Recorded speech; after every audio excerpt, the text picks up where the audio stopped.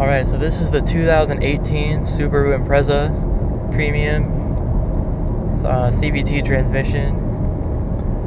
So I'm just gonna go over, my thoughts about the car. I've owned this car for 8 months now, and yeah, I guess I'm just gonna go over what I think about it. So this car is a pretty good competitor in the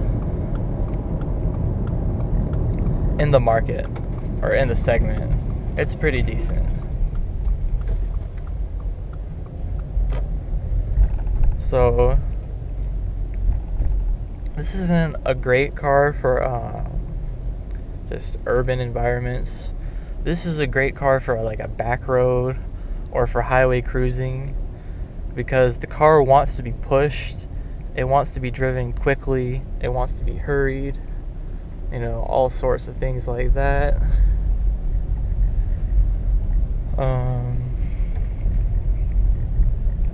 Yeah, it's a really balanced car overall. The ride and handling are very balanced. It handles amazingly. It rides nice, and I'm going to see what kind of slope this is. I have no idea where I'm at, by the way. I'm just driving. I'm gonna turn around here in a second, though. This is Anchorage, Alaska, by the way. Apparently we have a speed bump. And I'm going to back into this driveway right here.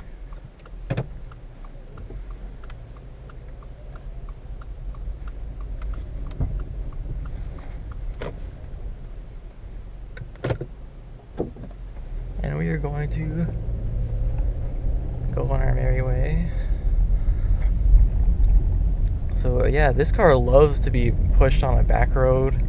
This car just wants to be pushed. It just wants to be rushed. And it's a really nice and smooth ride, but it just doesn't like to take it easy and relax, It's always in hustle mode. It's always in a hurry. That's not really something that I like very much. But that's just kind of my thoughts on it.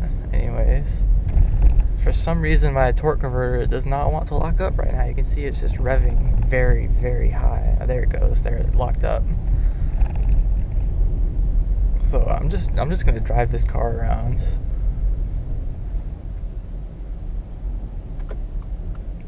A little bit here. I'm literally just driving. Sorry for my use of crude language. Test the acceleration a little bit here.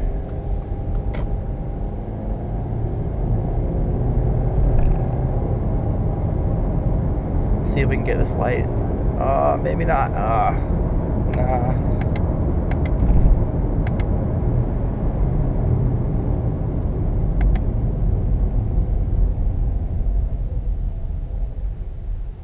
Okay, we'll see what the manual mode does. I'm not gonna go all the way out, but I'm just gonna do a...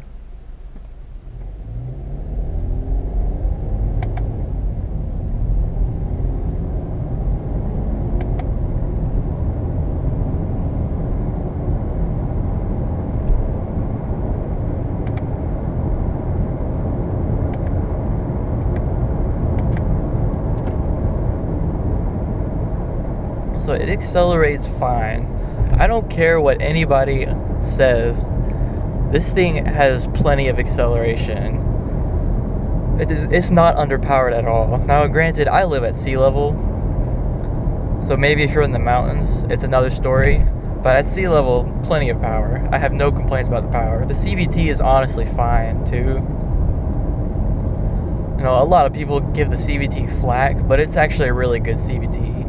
Now, at low speeds, it just sucks to drive. It really does suck to drive at low speeds because the CVT, it has this transition from an unlocked torque converter to a locked torque converter that kind of gets in the way a little bit. But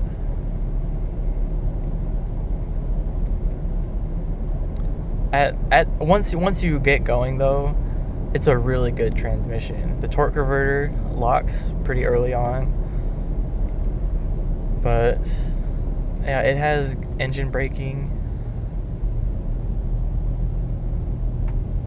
from, when you let off the gas, it will actively engine brake, so no coasting in gear, unfortunately, because sometimes that's very useful.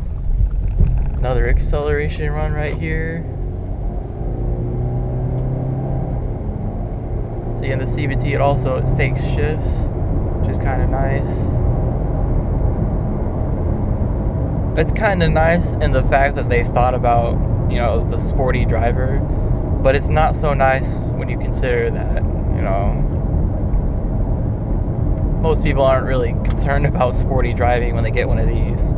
The gas mileage is also pretty good. If you hypermile it, you can get 44 miles to the gallon on the highway, going 50 miles an hour, 45 to 50, without too much of an issue. And I'm speaking on an engine that's just barely broken into.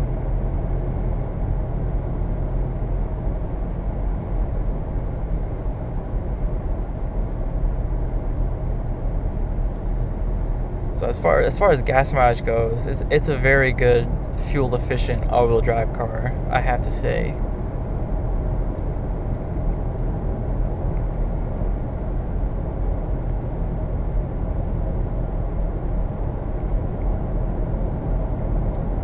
Another one of the great things about it is the braking feel. The brakes are just perfect. They respond intuitively, they're easy to modulate.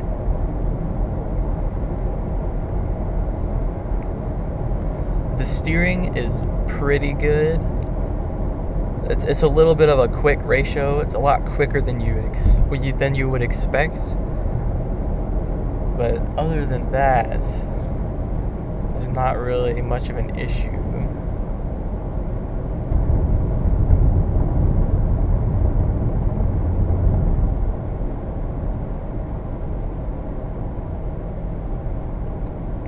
The steering is very numb feeling.